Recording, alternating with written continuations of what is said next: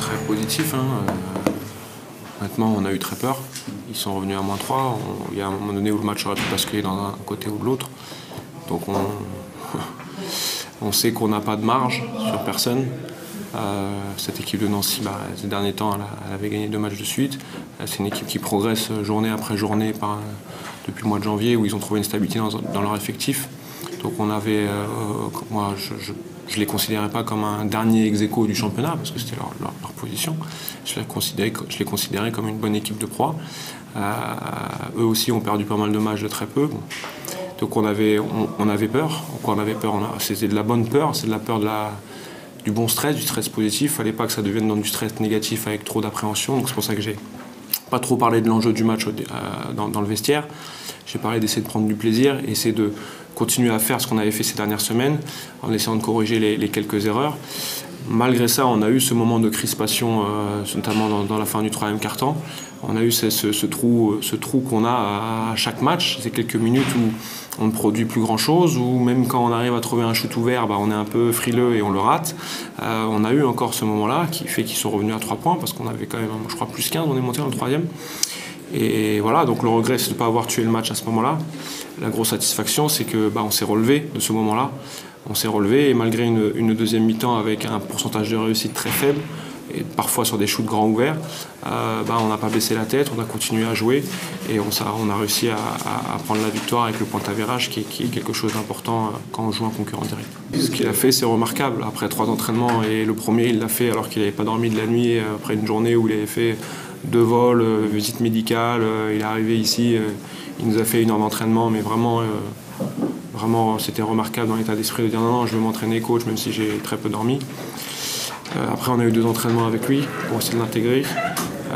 On cherchait un joueur qui avait beaucoup joué en Europe, qui avait un QI basket, parce qu'on n'avait pas le temps d'avoir 3 semaines, 1 mois pour intégrer un joueur. Il fallait un joueur qui puisse comprendre vite, et en plus un joueur qui devait jouer sur 2 positions, donc ce qu'on lui a demandé, c'est très compliqué. Il y a quelques fois, il s'est trompé dans les systèmes, ce qui est normal, il s'est trompé sur 2-3 situations défensives, ce qui est normal, mais il nous a tellement apporté dans l'énergie, dans l'état d'esprit, et puis il a été adroit ce soir, il a amené du rebond, il a fait un stop sur Elton Brand qui est à mon avis déterminant au moment où il nous fait très mal. Ouais, c'est sûr que c'est une vraie plus-value et que si on ne l'avait pas eu ce soir, on aurait été en difficulté. J'ai essayé Kevin quelques minutes, mais comme vous pouvez le voir, il ne peut toujours pas jouer. Ça a été très compliqué pour lui, il nous a pris un rebond à 1 main encore, voilà. Mais heureusement qu'il était là ce soir.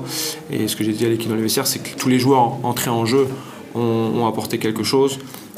Et il faut qu'on continue comme ça. On va avoir le retour de Tony Mendy, donc on va avoir une rotation en plus à l'extérieur. Après, on espère aussi que Abdel Silla et Georges Joseph vont revenir le plus vite possible. Et on aura une équipe plus complète. Mike Adams aussi, que j'oublie pas, et qui j'espère va revenir très vite. Et on aura une équipe plus complète qui nous permettra d'être intense pendant 40 minutes. Et j'espère de combler ces trous d'air qu'on a un petit peu à chaque match. Bien sûr que la série de défaites, chaque défaite entraîne un petit peu plus vers le bas du classement et entraîne un petit peu plus dans ce phénomène de peur de gagner et à chaque fin de match un peu serré, on est de plus en plus fébrile. Donc là, c'est très bien de casser cette dynamique. On a eu quand même ce passage de fébrilité, on l'a eu, mais c'est très bien d'avoir cassé cette dynamique. J'espère qu'on va repartir, on va rester maintenant dans une dynamique positive et qu'on va réussir à enchaîner une victoire. On va avoir un match très très difficile la semaine prochaine au Portel. On sait que c'est très très dur de gagner là-bas, que c'est une très bonne équipe.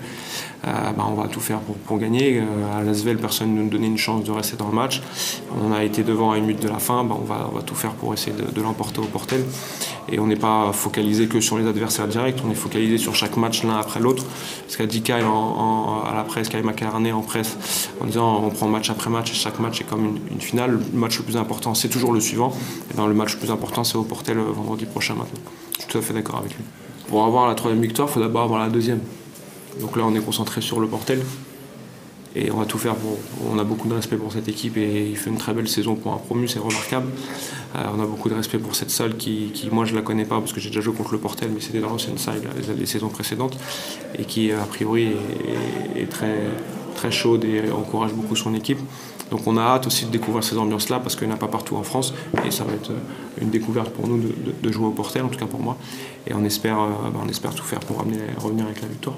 Mais après, après, comme j'explique aux joueurs chaque jour, le cas de Thomas Drouot, le cas de chaque joueur, c'est pas le cas le plus important. Le cas important, c'est l'OLB. Voilà.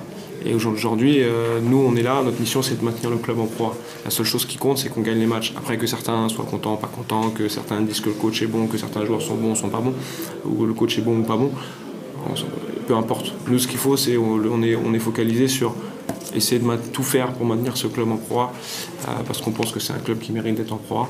Et c'est l'objectif qu'on se fixe chaque jour, d'essayer de progresser pour maintenir cette équipe en proie, tout simplement.